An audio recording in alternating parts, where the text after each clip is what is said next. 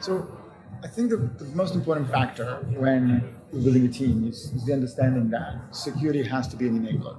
So I take the view that our job here is to add to the top and the bottom line of the company, and we have to find ways to empower and enable the business. And I think that has changed in the last couple of years. Security is moving from being very reactive to the Department of No to basically the one that empowers the business.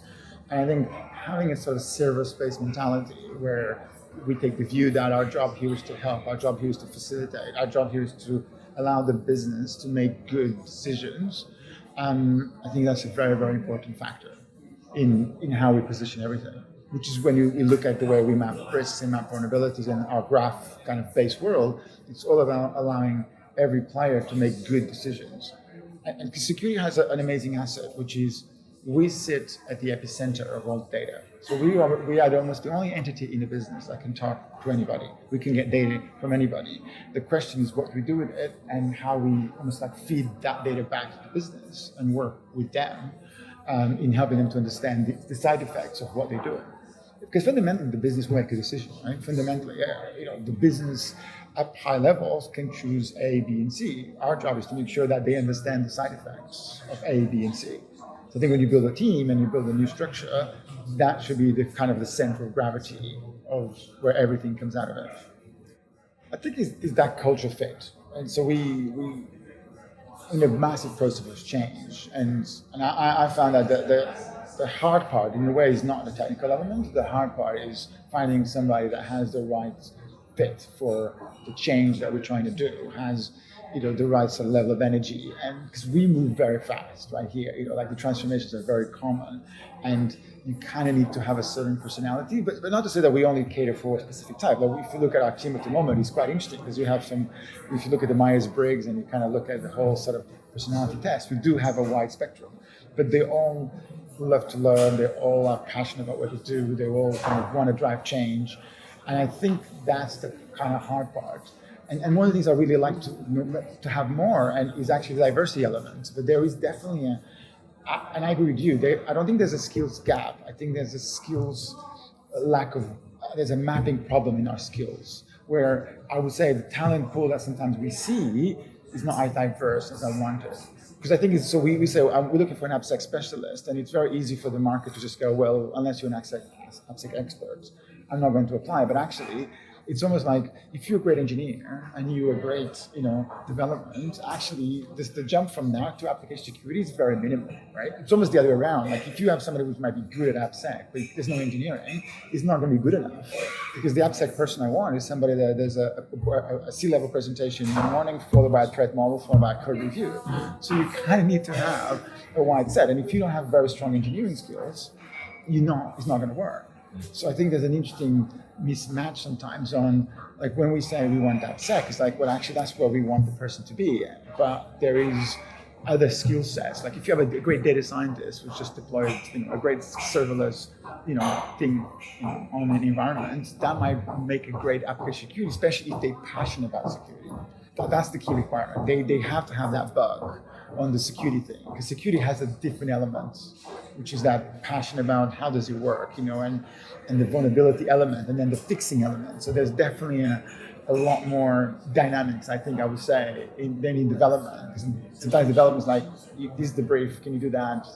And that's it. Where in security, there's also these other really cool side effects. Yeah. So I think security is a great career, and I think it's, even for development, it's like, I'm a better developer because I learned security. Security makes me ask the question, why? How does it work? Why does it do that? What's the side effects? So magic is not a good thing in security.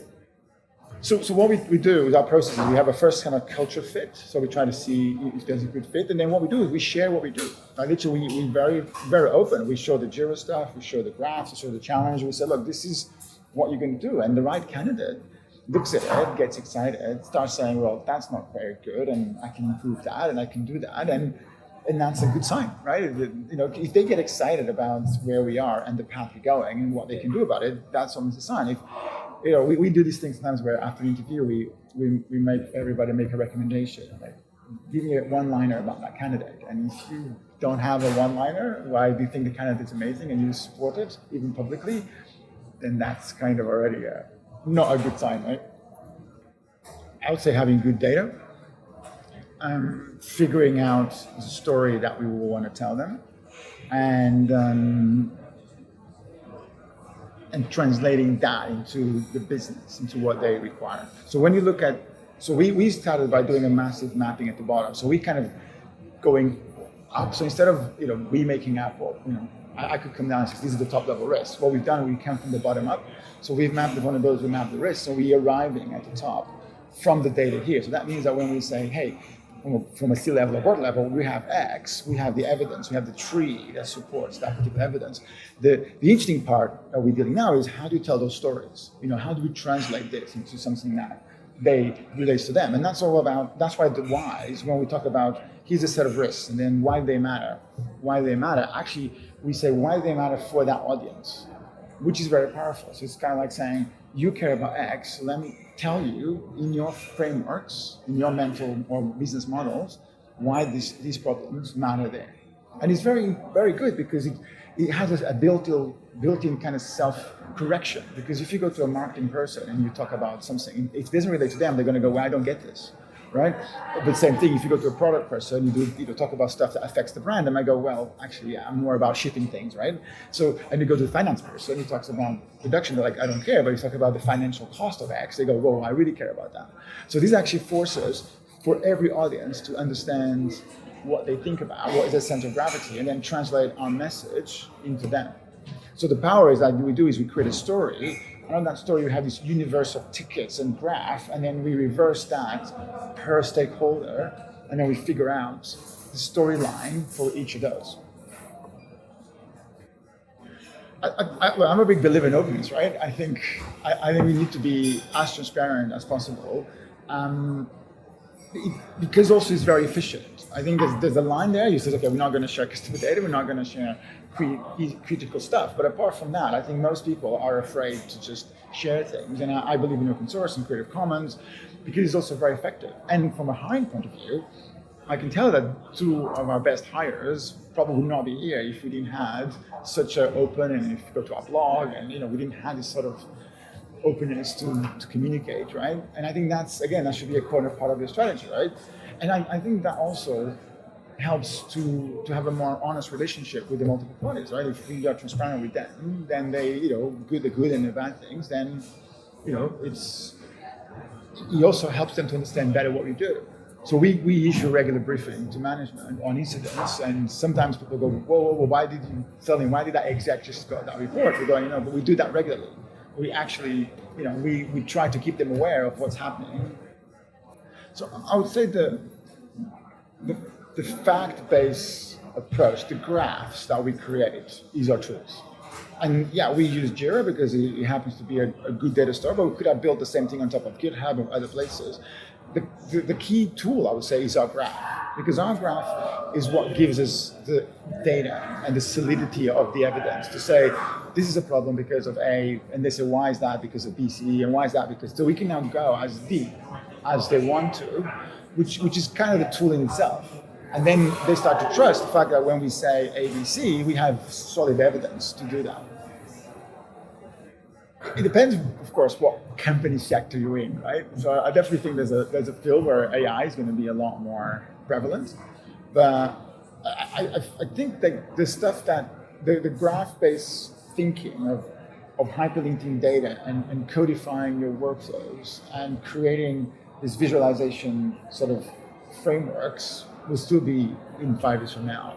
The big change that's happening is the whole serverless stuff, is the whole ability to create infrastructure that is so much more real time, so much more streamlined, and the innovation is just going to be much more effective.